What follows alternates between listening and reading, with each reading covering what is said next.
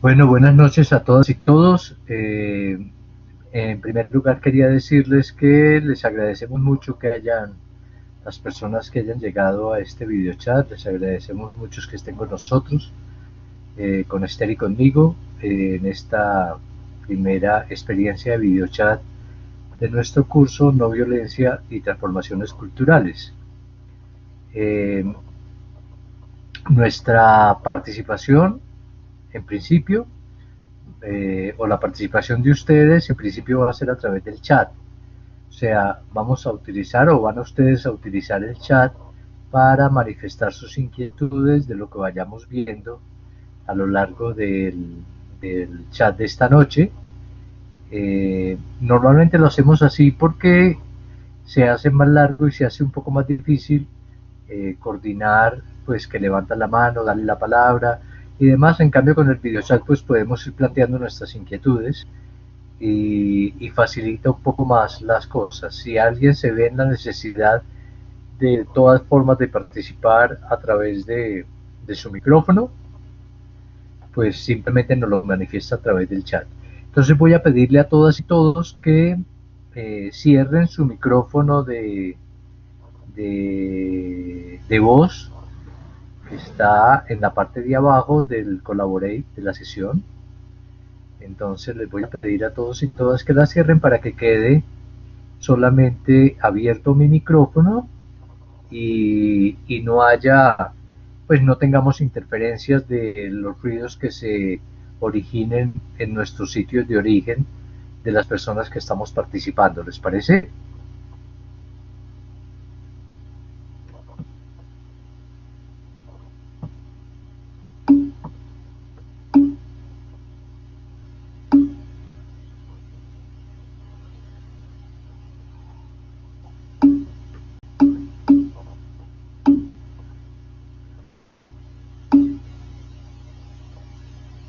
Bien, muchas gracias.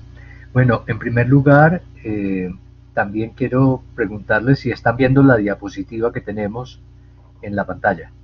¿Alguien está haciendo dibujitos? Por favor, no lo haga. Porque si nos hace dibujitos en la pantalla, después no sabemos cómo guiar la intervención. Bien, vamos a empezar. Luis Fernando Calle no ve la diapositiva.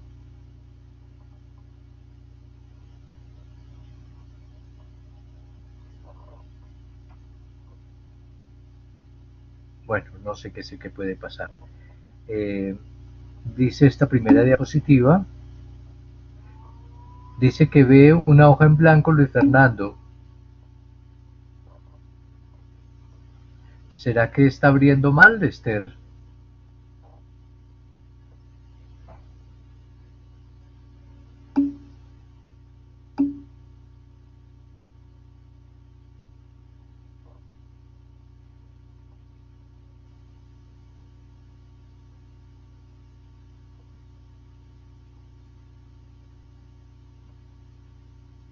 Bien, esperemos que Luis Fernando solucione su problema técnico.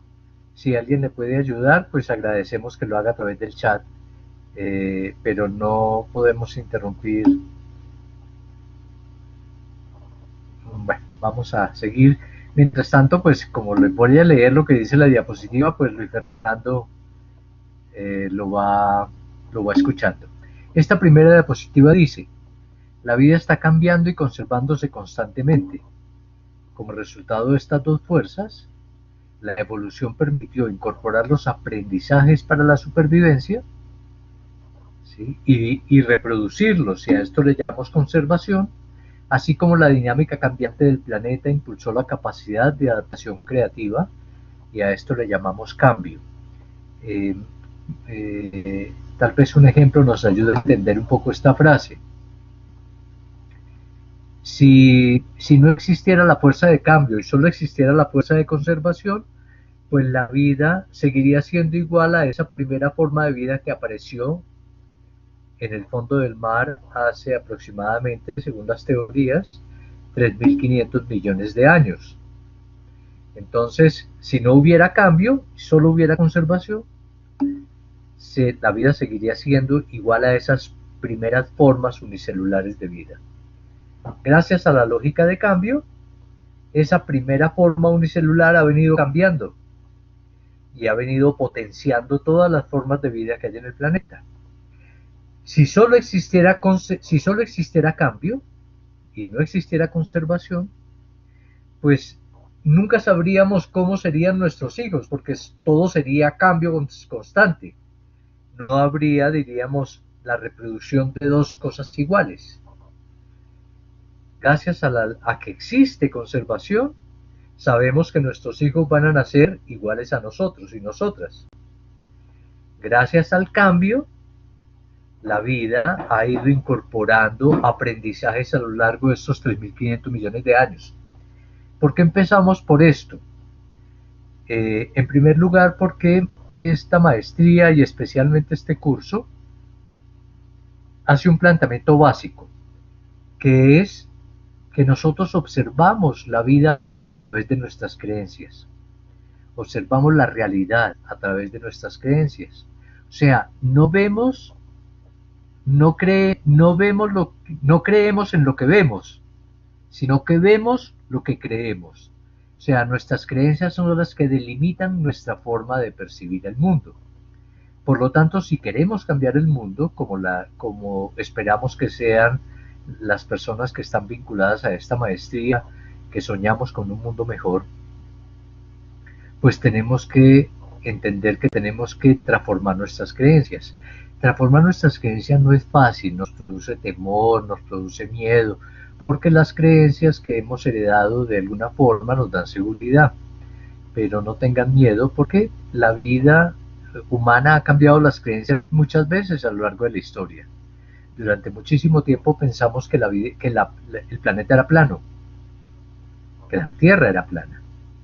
Y entonces pues todas las creencias nuestras estaban basadas en la construcción del arriba y el abajo. Y resulta que salió redonda. Y tuvimos que cambiar nuestras creencias porque tuvimos unos elementos más que nos permitieron entender que la vida no era como la estábamos viendo, sino que la veíamos plana, sino que era redonda. Podríamos encontrar gente que diga, no, yo sigo creyendo que es plana, y no quiere cambiar su creencia de que es plana y seguir basando sus creencias en que la Tierra es plana. Pero bueno, eso sería muy respetable su creencia, pero ya sabemos que es redonda, porque ya tenemos fotos de ella donde vemos que el planeta es redondo. Entonces no tengamos temor a cambiar nuestras creencias, no a cambiar, a cuestionar la significación de nuestras creencias, porque hay muchas creencias que tenemos en estos momentos los seres humanos y que son que amenazan la vida en el planeta. Eso lo vamos a ver más adelante en nuestro capítulo 3, que es el que vamos a empezar a trabajar la próxima semana. Bien.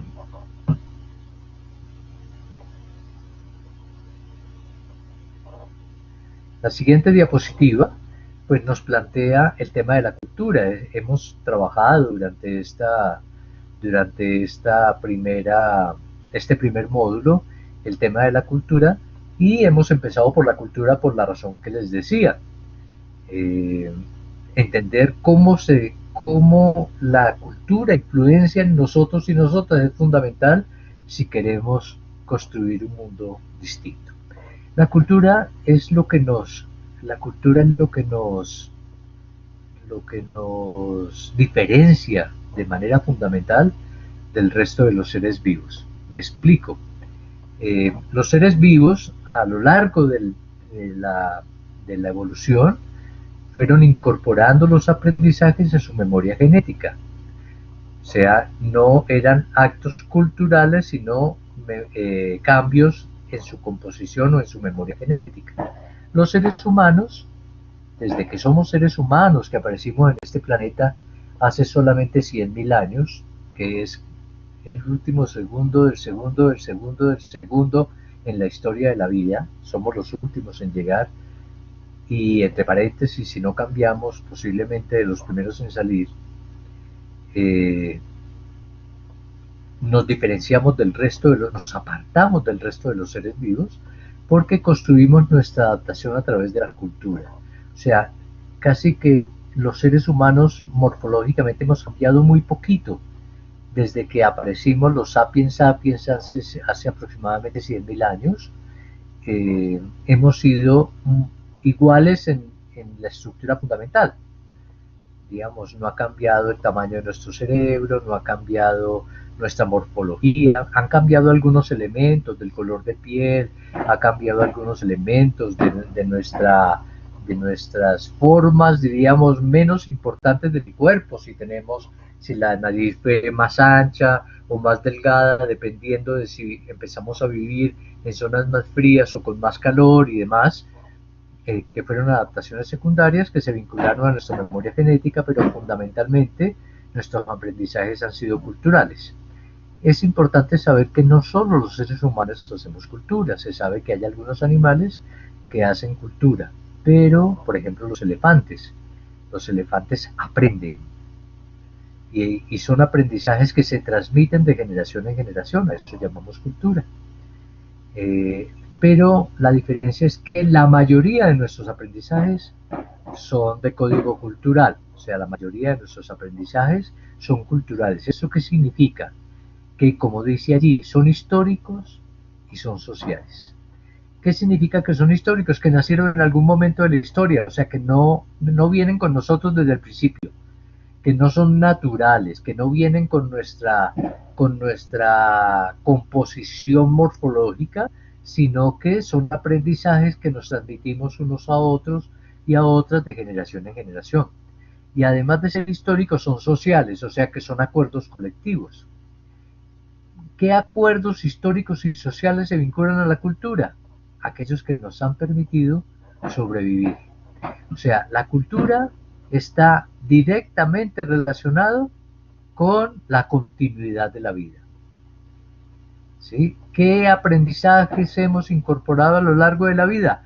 Aquellos aprendizajes históricos y sociales que nos permitieron sobrevivir. ¿Sí? Eso es a lo que llamamos cultura. Y en la cultura también se presentan esas dos fuerzas, la fuerza de la conservación y la fuerza del cambio, porque como la cultura es hija de la vida y la vida tiene incorporadas fuerzas, pues también la cultura se manifiesta en lógica de conservación. ¿Qué significa la cultura que se manifiesta?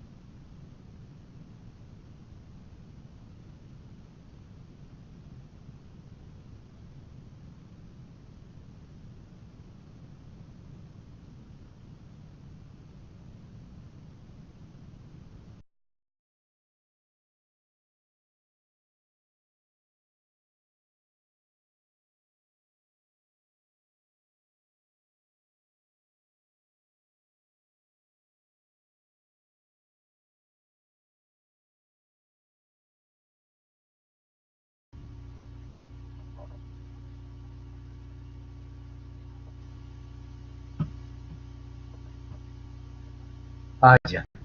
Es que mi micrófono estaba vacilante y creo que se interrumpió en algún momento.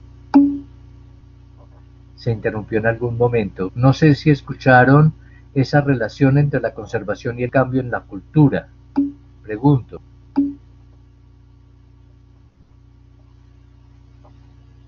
Bueno, por si acaso lo repito.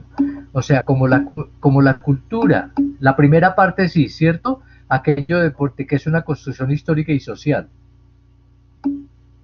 Ok.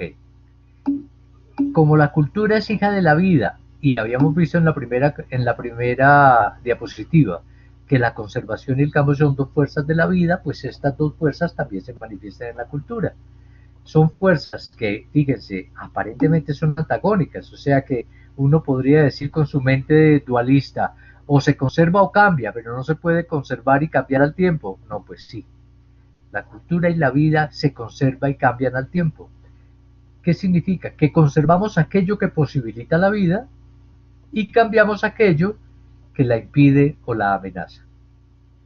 Entonces, estamos en una relación permanente, ¿sí? La cultura, ahora lo vamos a ver más adelante, la cultura que nos hegemoniza hoy tiene, diríamos, valora especialmente la fuerza de la conservación y de alguna forma desdeña, sataniza la lógica del cambio.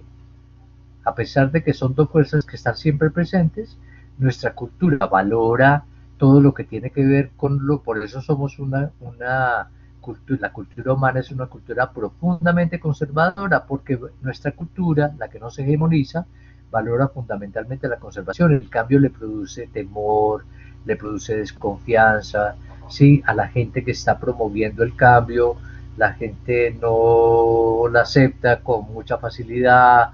Diríamos, tenemos un problema serio con el cambio en esta cultura.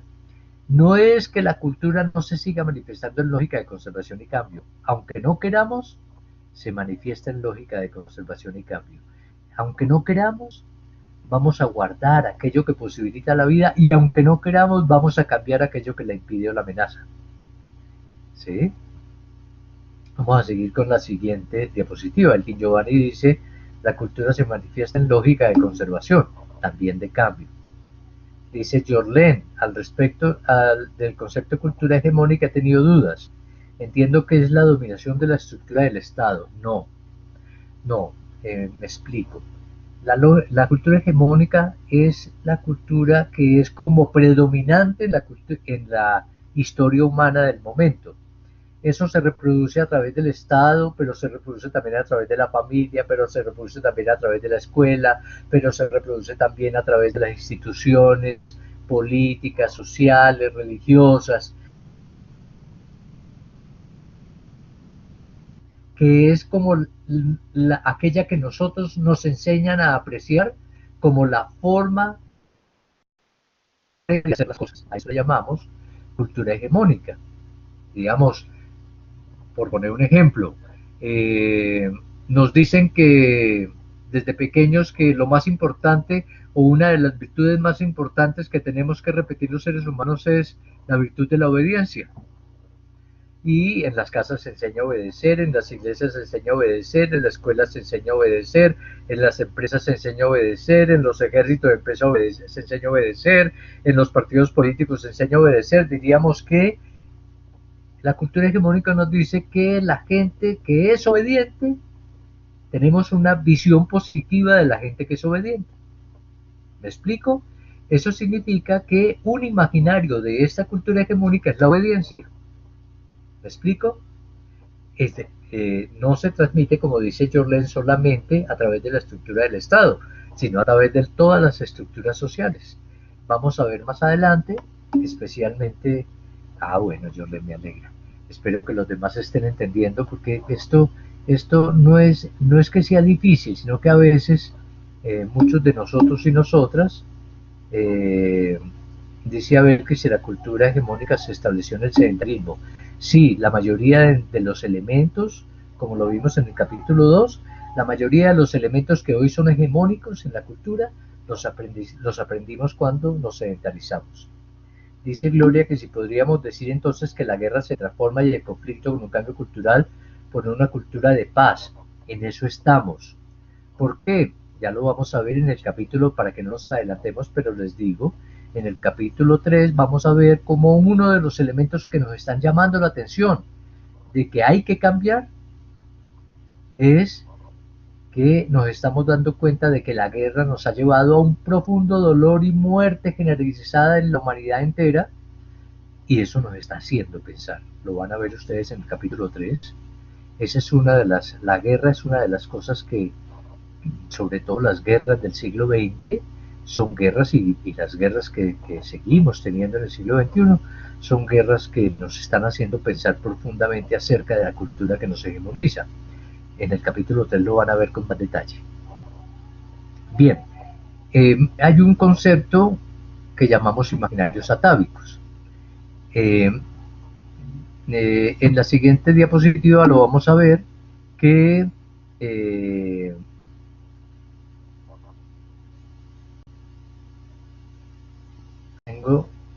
dice Jorlen, tengo dudas de que la cultura actual ha de cambiar y que conservar para lograr la paz en el planeta. Lo vamos a ver, no nos adelantemos, tranquilas, tranquilos, que en el capítulo 3 ustedes van a entrarse en esta pregunta que se están haciendo Jorlene y Gloria. Entonces espero que al entrar en el capítulo 3, pues ustedes tengan más elementos para responderse a esa pregunta. Eh, eh, en el capítulo 1 planteamos que la cultura es como un cuenco, es como un pocillo, ¿sí? Y la vida es como un pocillo. Lo que define las formas del pocillo es lo que llamamos imaginarios atávicos.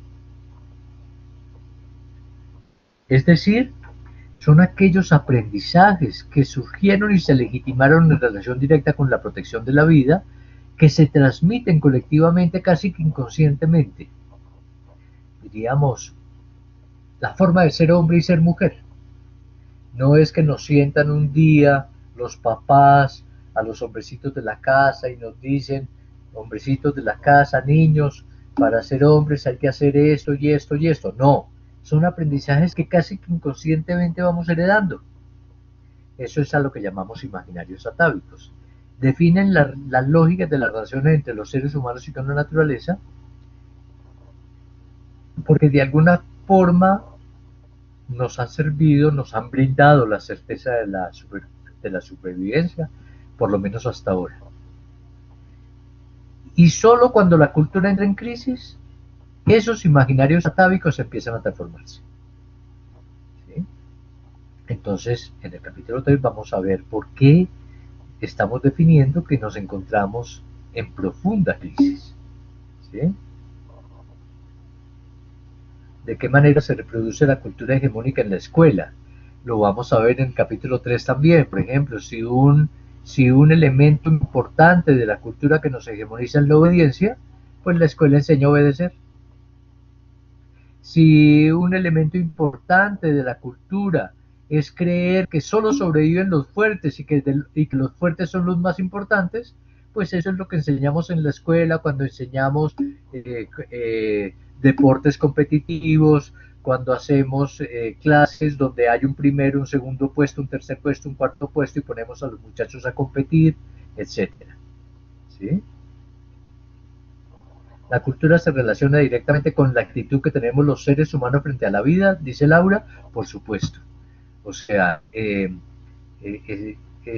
la forma a través, es el instrumento, son como unas gafas que nos ponemos delante de los ojos, delante de nuestra comprensión del mundo y vemos el mundo a través de la cultura. ¿Sí? Ahora, esto de la inmanencia de la vida, la trascendencia de la cultura.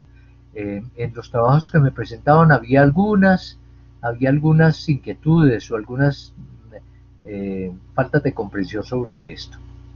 A lo largo de la vida, desde que apareció la vida hace 3.500 millones de años en el planeta, no sabemos cómo, para quienes tenemos creencias religiosas, pensamos que Dios ha acompañado este largo proceso de 3.500 millones de años y es la fuerza de la vida, a eso le llamamos la inmanencia de la vida. O sea, lo que observamos en la vida es que la vida se autoprotege, ¿sí? Y la vida nuestra también se autoprotege. ¿Qué hacemos los seres humanos con esa capacidad de autoprotección de la vida? Le damos un sentido, le construimos una, una interpretación, ¿sí? Y a eso lo llamamos trascendencia. O sea, la trascendencia es la interpretación que históricamente le construimos los seres humanos a la fuerza inmanente de la vida, a esa fuerza de autoprotección.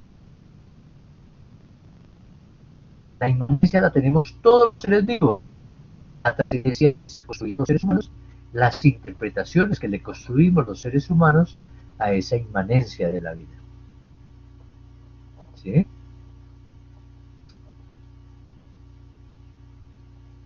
Y a lo largo de la historia de la cultura hemos construido mitos, historias eh, que nos ayuden y que faciliten transmitir estos imaginarios atávicos. Diríamos, los imaginarios atávicos terminan convirtiéndose en mitos con el fin de hacer de ellos disposiciones sobrenaturales o extraordinarias que faciliten su permanencia y su aceptación social. Digamos, por ejemplo, entre los griegos existía el mito de Prometeo encadenado. ¿qué cuenta la tragedia de Prometeo encadenado? Que Prometeo le robó a los dioses, ¿sí? Les robó el fuego a los dioses y se los dio a los humanos, ¿sí? O sea, desobedeció. Y como Prometeo desobedeció, los dioses lo condenaron a vivir por toda la eternidad amarrado a unas cadenas en la punta de una montaña, y los animales venían y se le comían las vísceras, y nuevamente le salían las vísceras y los animales volvían y se le comían las vísceras. O sea, fíjense que es un mito de los griegos para legitimar la importancia de la obediencia socialmente. El que desobedece, mire lo que le pasa.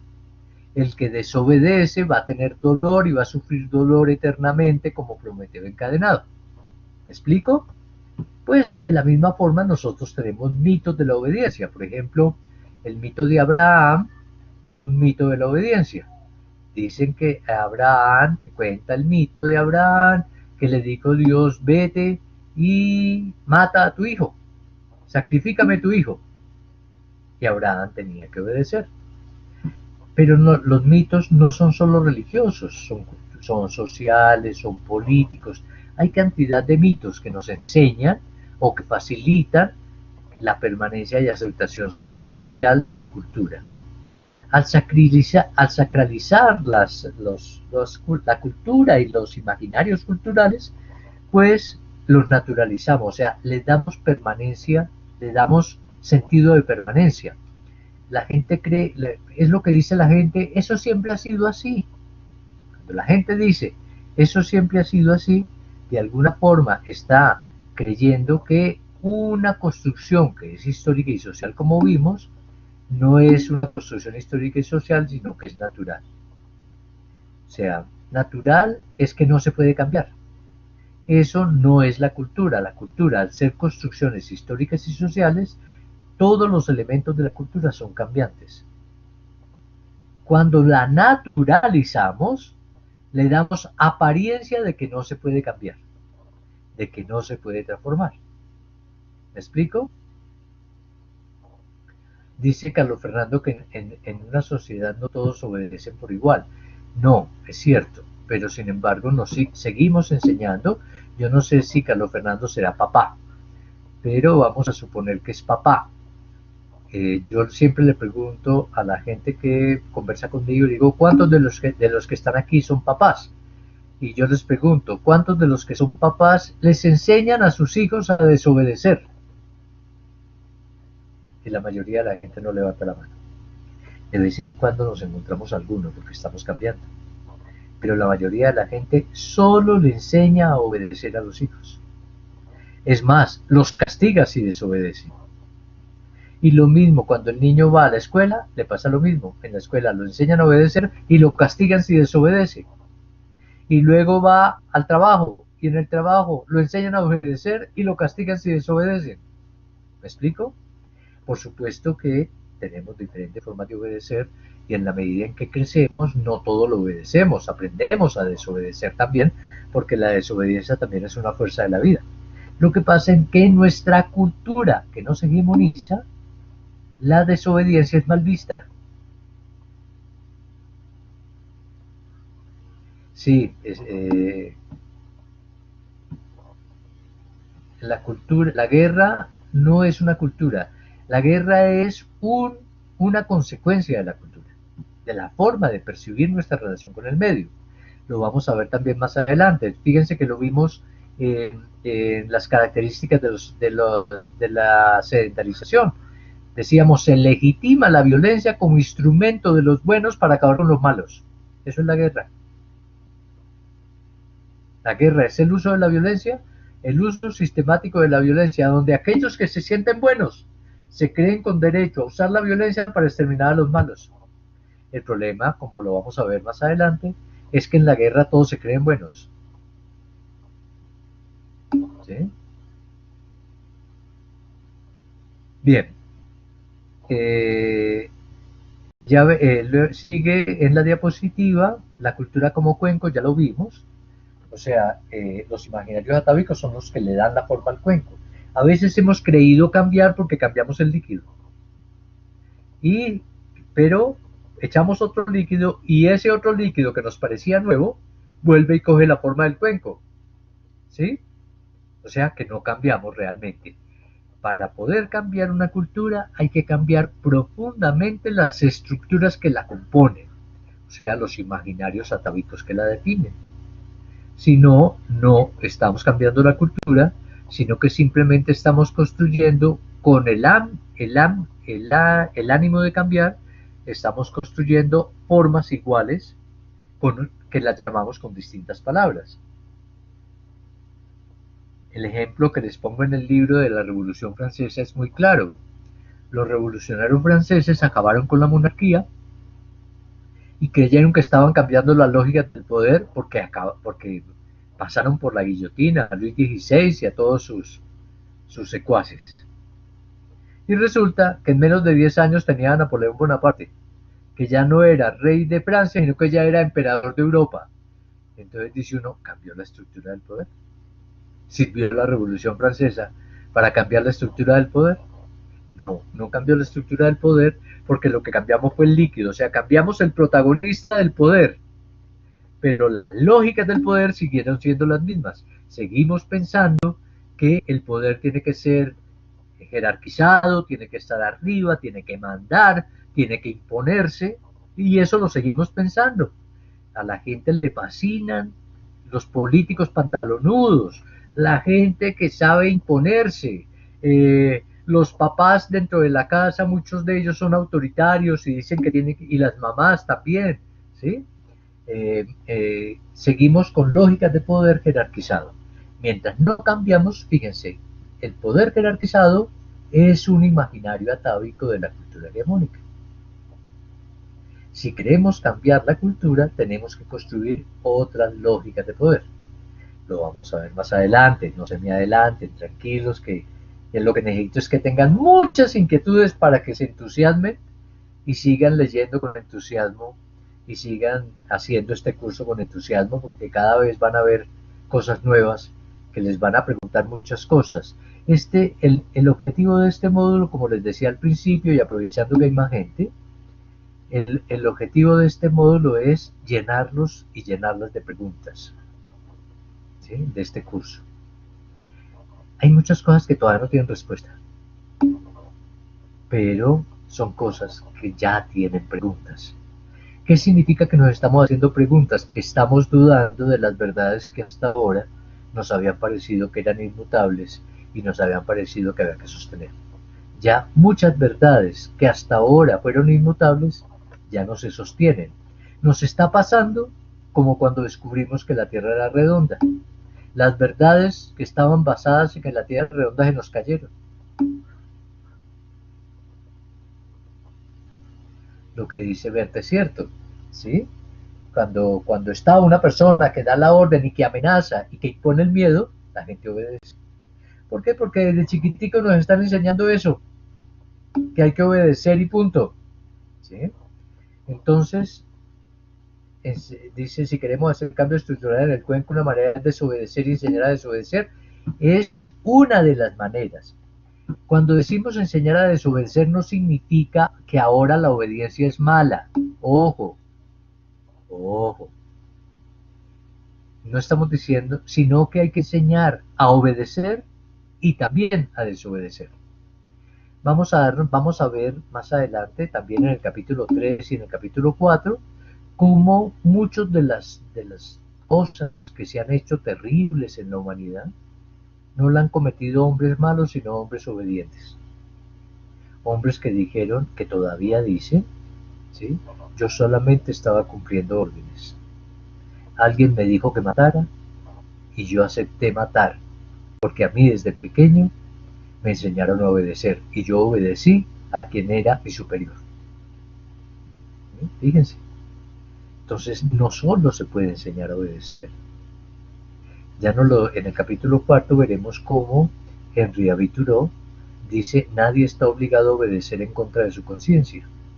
Si hay una orden que me dan y va en contra de mi conciencia, mi obligación es empezar a desobedecer, es desobedecer esa ley que va en contra de mi conciencia, ¿sí? Por eso, por ejemplo, hay gente que decide desobedecer al servicio militar, por ejemplo, la objeción de conciencia que se llama en el mundo entero.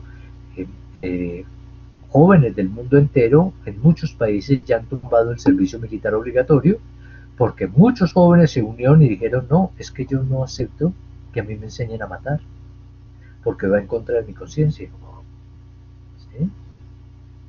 Bien, pero bueno, eso todos son adelantos que vamos a ver más despacio. Eh, la cultura también es un sistema abierto, o sea, la creatividad y la fuerza del cambio no logramos regularla. Digamos, la lógica de cambio también está presente en la vida y es donde se acuna la posibilidad de nuevos mundos, de otras formas de relacionarnos. O sea, gracias a que la vida tiene una lógica de cambio, pues no estamos condenados a aquello que pareciera que se impone como una forma de ver y construir el mundo. No estamos condenados a ello. ¿Por qué? Porque nosotros construimos el mundo a través de la cultura. Y como la cultura es cambiante, entonces podemos cambiar aquellas cosas que consideremos que no son adecuadas para la continuidad de la vida. ¿Sí? Esa es una buena noticia. Ya vamos a ver, en algún momento vamos a ver cómo, cómo hemos cambiado. Fíjense que esto es muy importante, esta diapositiva. Solo si la humanidad es capaz de recrearse en consonancia con la vida, podrá decirse que la cultura sanitaria logró posibilitar de nuevo nuestra continuidad, nuestra propia continuidad. Diríamos, la vida está seriamente amenazada. Es una certeza que cada vez tenemos más hombres y más mujeres. Al margen de nuestras consideraciones políticas, religiosas, todos tenemos la inquietud de que como vamos, vamos mal. Digamos, cada vez esa es una evidencia que tenemos más hombres y más mujeres a lo largo y ancho del planeta. No es una cosa de Colombia, es una cosa del planeta, de la humanidad. ¿Sí? Cuando, por ejemplo, decimos está cambiando el clima. Y hay zonas en Colombia, por ejemplo, ahora, en la zona de Santander, la zona de Vélez, hace tiempo no llueve y se le secaron los ríos y están preocupados. Y entonces uno dice, uy, es que no podemos vivir sin agua. ¿Sí? Entonces empezamos a decir, hay muchas cosas que en el planeta nos están llamando la atención. Y dice, como vamos, vamos mal, ¿cierto? Eh, cuando, cuando, por ejemplo, se amenazan los bravucones presidentes de Corea del Norte y el bravucón presidente de los Estados Unidos, que se amenazan con dispararse bombas atómicas, pues eso es una preocupación, porque es que no es que la bomba atómica cae en Estados Unidos o en Norcorea y los demás seguimos como si nada. No, es que el problema de liberar energía nuclear es que eso se monta en una nube y le da la vuelta al planeta menos de lo que canta un gallo y lluvia ácida que cae sobre nuestros alimentos y cuando comemos nuestros alimentos estamos incorporando una serie de cosas que pueden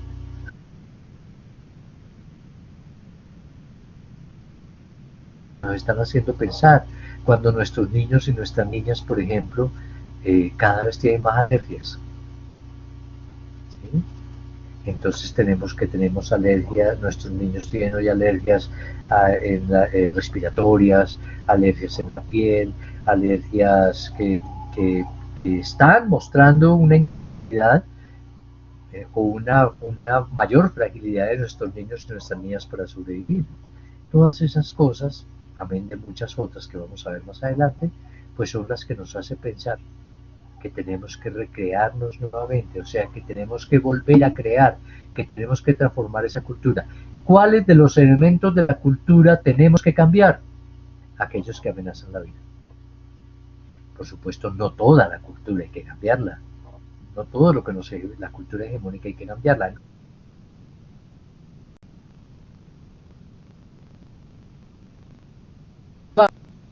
la vida de esos imaginarios atávicos, o cuáles formas de comportarnos entre los seres humanos producen dolor y eh,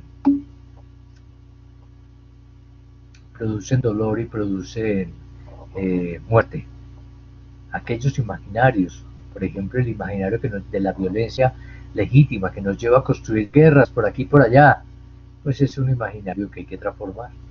¿Por qué? Porque produce muerte y produce dolor. ¿Sí? ¿Por qué? Porque pues, es que la guerra en nuestro país ha producido 7 millones de desplazados. Otra cosa es que no nos demos cuenta y que creamos que o que vivamos al margen del profundo dolor que supone 7 millones de personas que tuvieron que salir con lo que tenían puesto una noche para poder salvar su vida y llegar a una ciudad sin saber qué van a comer al día siguiente, qué le van a poner en la boca a sus hijos. Es que esa tragedia humana todavía no la hemos dimensionado suficientemente. A veces vivimos sin darnos cuenta y sin sentir como nuestro el dolor de los demás. Pero hay muchas cosas que deben ser transformadas. Vamos a ver despacio cuáles de ellas deben ser transformadas.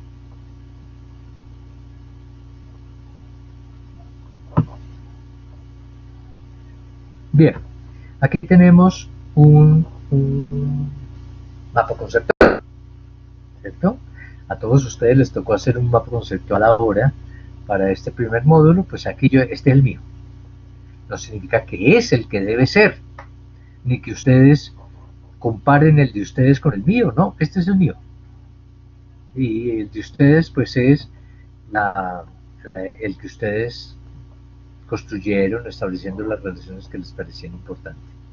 En primer lugar, la vida en el centro, o sea, la cultura está relacionada con la vida.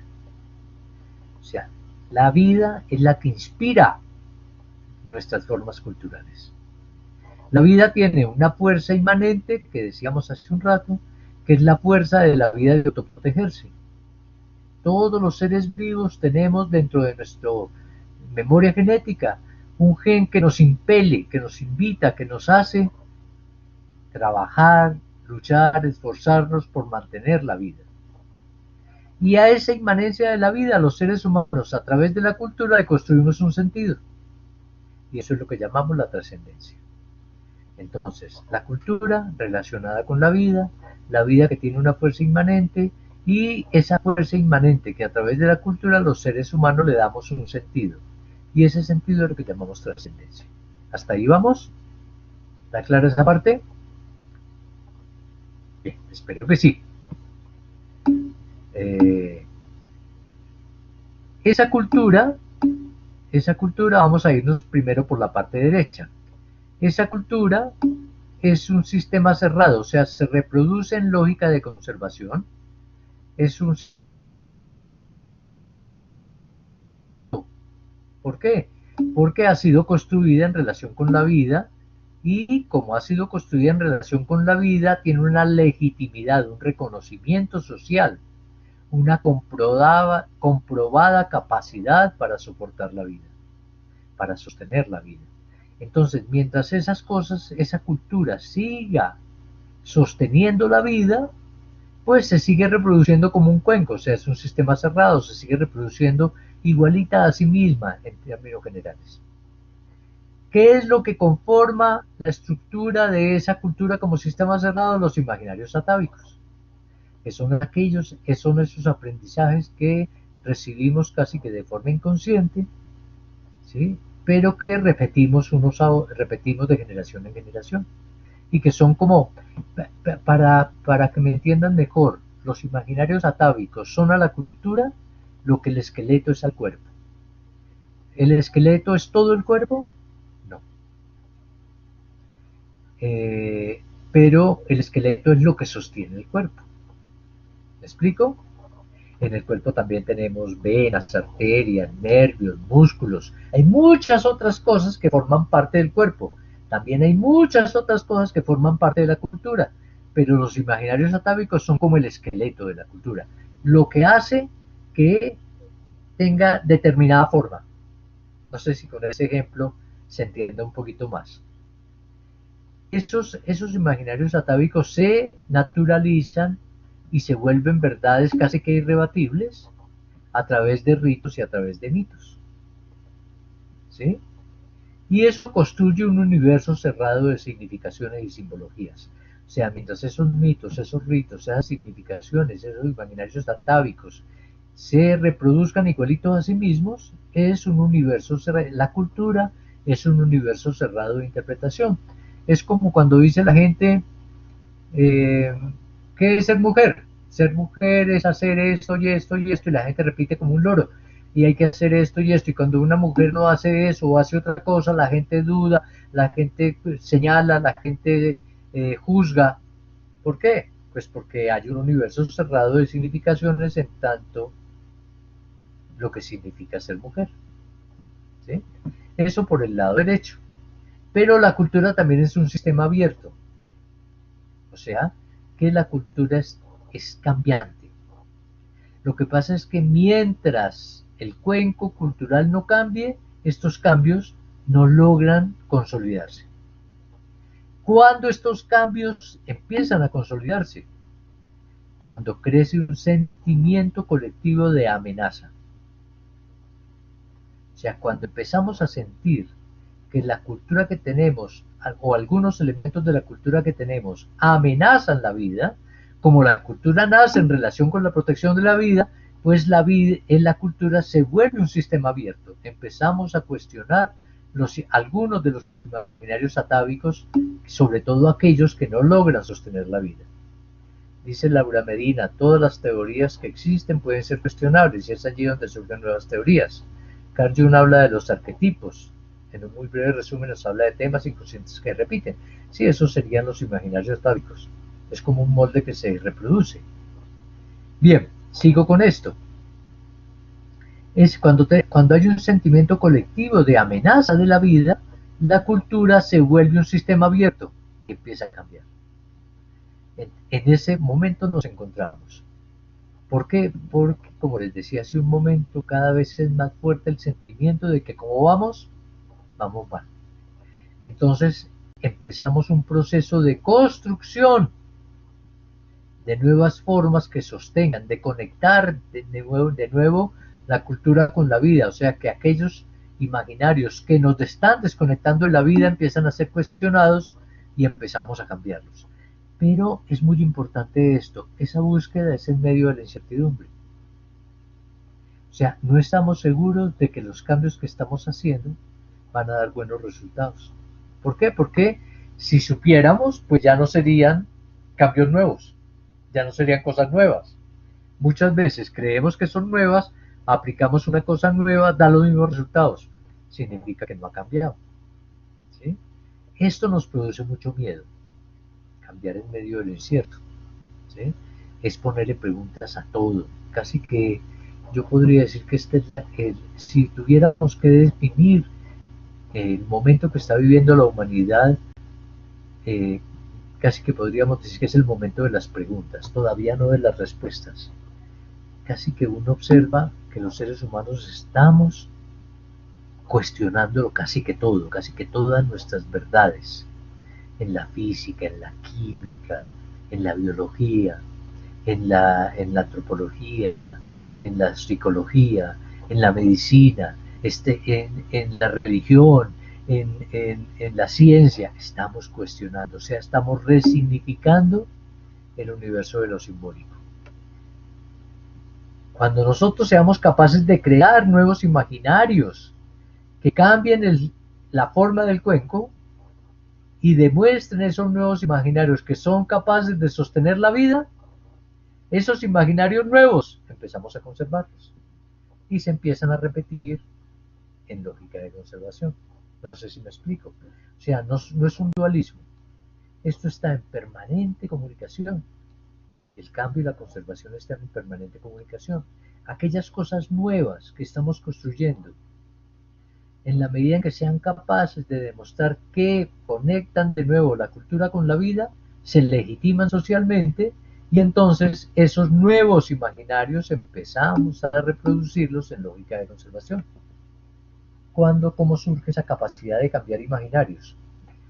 lo vamos a ver despacio también. Estamos cambiando. Miren, el capítulo cuarto, quinto, sexto y séptimo lo vamos a dedicar a ver cómo estamos cambiando. Este curso, fundamentalmente, es para llenarnos de preguntas y para ayudarnos en una metodología que nos ayude a visibilizar, a darnos cuenta de por qué y cómo estamos cambiando y qué cosas estamos cambiando. ¿Sí? Porque a veces cambiamos sin darnos cuenta, o a veces no permitimos el cambio porque no somos conscientes de la importancia del cambio.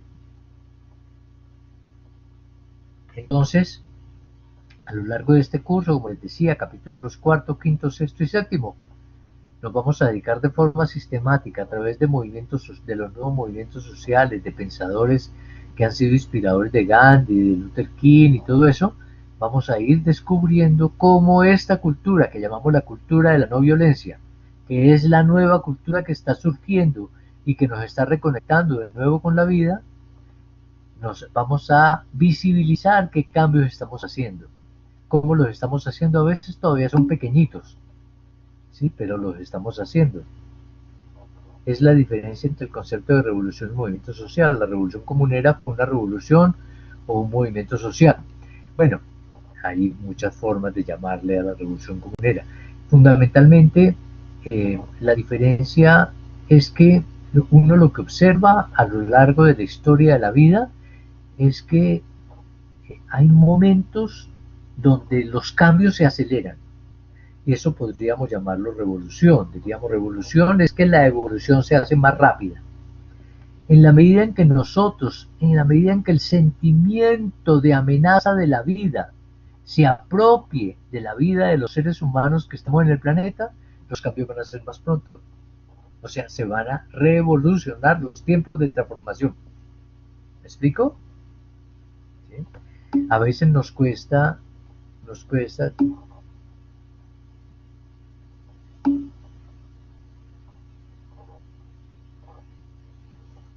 no entiendo, Esther, lo que me dices. Depende, ten presente que no se trata solo del número de personas, sino lo que está en juego es su argumentación.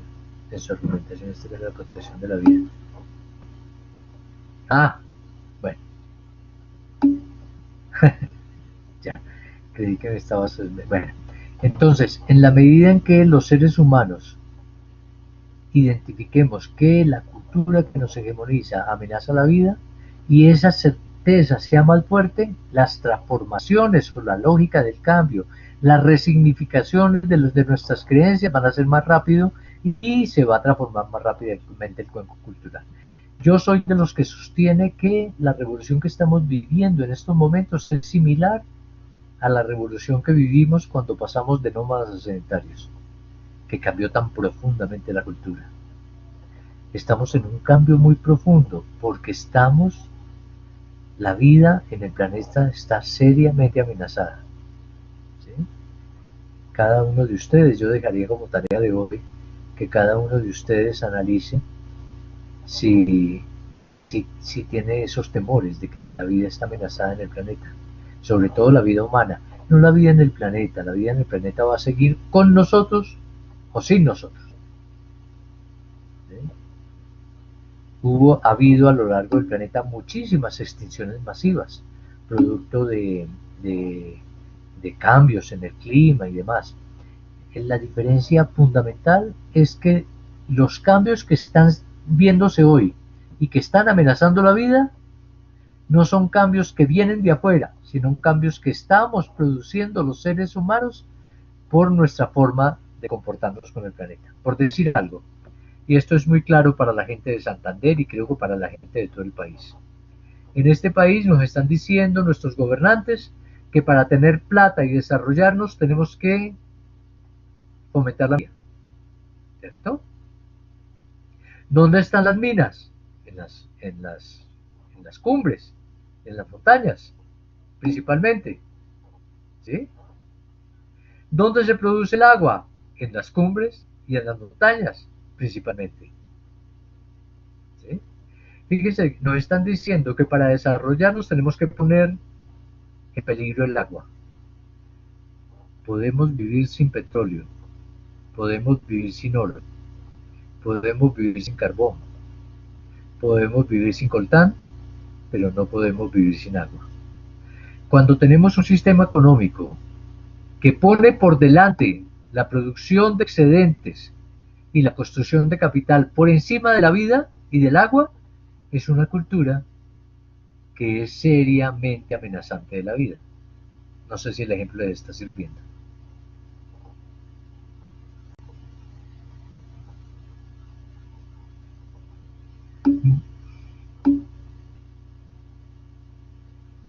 ¿Qué necesitaremos entonces? Porque pareciera que aún no sentimos esa amenaza. En el tema político, por ejemplo, en lo ambiental, con la minería y con la deforestación, etcétera. Eh, no es que no la estemos sintiendo, es que todavía no nos hemos puesto, bueno, con suficiente fuerza a cambiar. Ya estamos cambiando. El hecho de que haya movilizaciones sociales en el país entero para rechazar la minería porque es más importante el agua, pues es porque hay gente consciente que se está dando cuenta que esa cultura de la explotación indiscriminada de la explotación minera y de la deforestación amenaza la vida y por eso la gente se mueve. Por eso cada vez hay más consultas populares en contra de que se haga minería. Dicen, no, no, porque fíjense el caso de la colosa en cerca de Ibagué, en Cajamarca. ¿Sí? ¿Cómo llegan ellos? ¿Y cómo llegan los gobernantes a decirnos, no, esto va a dar empleo, esto va a dar desarrollo a la región, esto va, sí, pero la gente empieza a darse cuenta, ¿y de qué no sirve el empleo? ¿Y de qué no sirve el desarrollo si se acaba el agua? Fíjense que son cosas que estamos en Colombia eh, dándonos cuenta de que hay cosas que hay que cambiar seriamente. Vamos a adentrarnos en el capítulo cuarto, como les decía, en esta reflexión. La próxima semana, ustedes, en el capítulo tercero, la próxima semana ustedes van a tener que leer el capítulo tercero y les recomiendo que lo hagan la próxima semana, porque en la semana siguiente, desde el lunes, ustedes tienen que empezar a participar en la siguiente actividad y para participar en esa actividad debe haberse leído el capítulo 3. Entonces, por favor, ¿sí? Tengan en cuenta esto. Luis Fernando Calle dice, ¿cómo conciliar nuestra necesidad de consumir recursos para garantizar la sobrevivencia con la inminente amenaza del medio ambiente? Nuestra forma de vida proporciona comodidades para algunos con un costo vital y ecológico altísimo, por supuesto. Eso es lo que estamos descubriendo, ¿sí? Estamos descubriendo que podemos vivir sin computadores, estamos descubriendo que podemos vivir sin celular, estamos con muchas cosas que hoy nos parecen como indispensables. Pues estamos viendo que si eso que hoy consideramos indispensable amenaza seriamente la continuidad de la vida, pues vamos a tener que cambiar ese modelo que tenemos en la cabeza de creer que desarrollo es acumulación económica, ¿sí? Estamos en eso. Estamos en el momento de las preguntas, nos estamos preguntando seriamente lo que estamos haciendo los seres humanos, cómo lo estamos haciendo, cómo nos estamos relacionando entre nosotros y nosotras, cómo nos estamos relacionando con la naturaleza, ¿sí? Entonces, pues vamos a ver que eso forma parte de nuestro curso.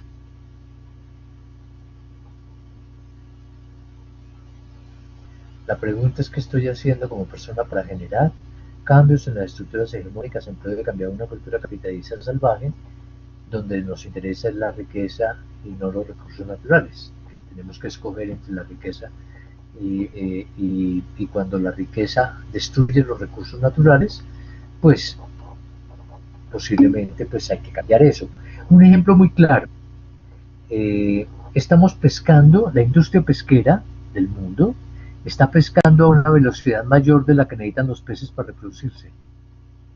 El otro día escuchaba en un programa que están prohibiendo la pesca de sardina. ¿Por qué? Porque hemos pescado a tales dimensiones, hay tanta industria de la pesca de sardina, que las sardinas no están teniendo el tiempo suficiente para reproducirse y se empiezan a desaparecer en el mar.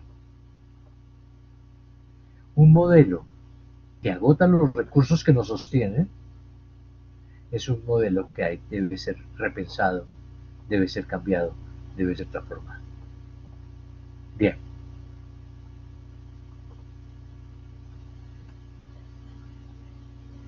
Los cristianos están determinados a acceder al poder político. Podría decirse que han sido permeados por la cultura o quieren establecer una nueva cultura política. Bueno, vamos a ver lo que las grandes transformaciones que se necesitan en la cultura. Son transformaciones que se están dando fundamentalmente en la periferia de la sociedad. O sea, no se están dando, no lo están promoviendo los centros de poder. Lo están promoviendo fundamentalmente los ciudadanos y las ciudadanas de a pie, o sea, los hombres y mujeres como ustedes y como nosotros. Pero eso lo vamos a ver más adelante, cuando veamos el poder de la influencia sutil, cuando veamos cómo estamos realmente los hombres y las mujeres del mundo promoviendo profundas transformaciones en la cultura. No es a través de la toma del poder, eso sí se los puedo asegurar. ¿El paso del cultivo de pancoger a la siembra de caña de azúcar en el Valle del Cauca puso en riesgo la vida de los campesinos? Por supuesto que sí. Y estamos cuestionando cada vez más la producción basada en un monocultivo. Porque estamos después de 50 años de utilizar el monocultivo con la revolución industrial a mediados del siglo XX, nos estamos dando cuenta de que el monocultivo destruye la tierra y envenena las aguas. Y como dice Esther, se puso en riesgo la seguridad alimentaria. ¿Sí? Entonces fíjense cómo ustedes mismos en sus intervenciones están, dice Luis Fernando, en nuestra reflexión sobre la cultura superamos las dicotomías del saber y el determinismo estructural y marxista cuando plantean que las sociedades cambian cuando cambian las estructuras. En América Latina la cultura es un vehículo poderoso de transformación social. Sí, nos estamos dando cuenta de que no es suficiente con transformar la superestructura. Que si transformamos la superestructura, pero no transformamos la forma de relacionarnos, el cuenco sigue igualito. Y la superestructura que se construye después es muy parecida con otro nombre a aquella que quisimos cambiar. ¿Sí? Entonces me echó la atención y lo felicito a quienes están ahora en el chat y los que han participado, porque con sus ejemplos están evidenciando que esta reflexión, esta preocupación está vinculada a su vida cotidiana, a sus preocupaciones, porque nosotros y nosotras, los hombres y mujeres que estamos viviendo en esta época, somos hijos de esta preocupación humana. Y por lo tanto esas preocupaciones salen cuando vemos crecer a nuestros hijos, llegar a nuestros nietos, cuando vemos que nacen más niños y estamos pensando qué mundo es el que le estamos dejando a nuestros niños y a nuestras niñas. ¿Será que les estamos dejando un mundo donde no van a tener ni agua para tomar? ¿Será que estamos condenando a nuestros niños y a nuestras niñas a que en un futuro cercano se mueran de sed? ¿Tengan que beber agua podrida? ¿Sí? Bueno, cantidad de preocupaciones tenemos. Tenemos que cambiar pronto. Espero que este curso de no violencia y transformaciones culturales sea una invitación apasionante. Si eso no le metemos pasión, esa práctica de perdió. Diríamos, esta maestría no es solamente para tener nuevos conocimientos acerca de la vida, de la paz, de la convivencia. Esta maestría fundamentalmente es para vincular hombres y mujeres como ustedes y como nosotros y nosotras a estas profundas transformaciones que el mundo necesita. Es una invitación apasionante. Van a ver ustedes que además produce una profunda felicidad vincularse a estas transformaciones. ¿Sí? Muchas gracias a ustedes por la participación. El domingo y el lunes les estaremos enviando un video con las orientaciones que vamos a seguir en nuestro curso. Y bueno, me alegra mucho haberme encontrado con ustedes. Que tengan una buena noche, descansen, no dejen de sonreír, tenemos preocupaciones, pero a las transformaciones también hay que hacerlas en medio de la alegría. ¿Sí? No, estas charlas no son para destruirnos la esperanza, sino van a ver a lo largo de nuestro curso que a pesar de las dificultades que tenemos, la esperanza es una razón de lucha. Buenas noches, descanse y gracias.